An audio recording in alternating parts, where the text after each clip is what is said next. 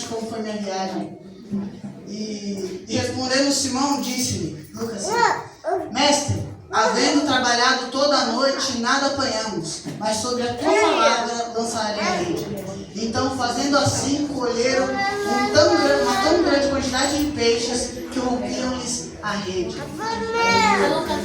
Nós, meus amados, nós não somos mais pescadores de peixes, mas nós somos pescadores de homens. E muitas das vezes Deus nos leva para lugares para fazer lição que vocês nem imaginam.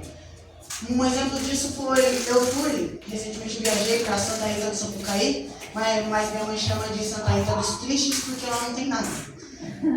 E eu indo, para esse lugar, cheguei lá 00:30 com o meu tio, e no outro dia, quando eu me levantei, ele falou, vamos lá para Santa Bárbara, depois para Itajubá, ele deve estar nos seus parentes. Minha mãe não quis ir, minha mãe ficou lá em casa.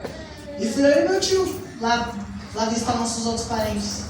E que bênção, meus amados. Deus, Ele bradou. O caminho inteiro, a gente atravessando montanha por montanha lá de Minas Gerais, cheio de mato, fazenda, gato. E tinha até uma prisão lá em Itajubá. E eu vendo assim, sabe, que era tudo muito simples. Quando eu fui lá comprar um pé de moleque, com uma moça que tem a fábrica lá, ela contava sobre os trens que passavam, que hoje em dia não passam mais. Um trem que passava da Estação da Luz até Itajubá, lá em Minas Gerais, que não existe mais. Maria Fumaça. Mas em dado momento, quando eu cheguei lá em Itajubá, eu visitei os meus tios, meu avô, meu tio Tião, que ele tem 92 anos, e eu conversando sobre ele, sobre a Bíblia, e eu perguntei para ele, tio, o que é mais importante? Eu tenho 18 anos e estou começando minha vida agora. Qual conselho o senhor tem para me dar? O que eu posso aprender? O que eu faço agora? Porque eu estou perdido, ainda não caiu a ficha. E ele me falou assim que a primeira coisa que eu tenho que fazer é seguir a Jesus e nunca se passar dele. E a segunda coisa é eu estudar. Alguma coisa que eu goste e aprofundar nisso. E após esse momento, depois que a gente almoçou, eu cheguei e meu tio me levou para um lugar que eu não esperava. Ele me levou para um asilo. Eu nunca tinha ido no asilo, nunca tinha ido ver como é que era. A gente entrou lá, visitando o meu tio Moisés, que ele é conhecedor da palavra, só que ele não viveu uma vida conforme os mandamentos do Senhor. E as esposas dele os filhos se perderam e a esposa dele jogou ele nesse asilo. E chegando lá, eu abracei ele chorou, a gente começou a gente louvou lá com os outros velhinhos, cumprimentei todo mundo. E quando eu estava lá sentado, tinha um senhor que estava com a gente começou a conversar, e sem eu perguntar nada, ele começou a me contar a história de vida dele. E ele me contou assim que ele confiou na filha dele, no gênero dela, e ele passou o nome da casa, o nome do carro, passou tudo para a filha dele. E aí então ela pegou todas as coisas que ele tinha e jogou ele no asilo.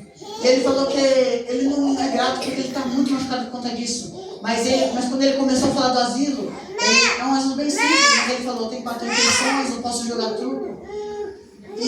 Mas o engraçado é no final, porque me deu pegar de eu fazer missão e eu ter uma palavra profética na vida dele, ele virou para mim e falou, olha meu filho, Jesus te ama muito.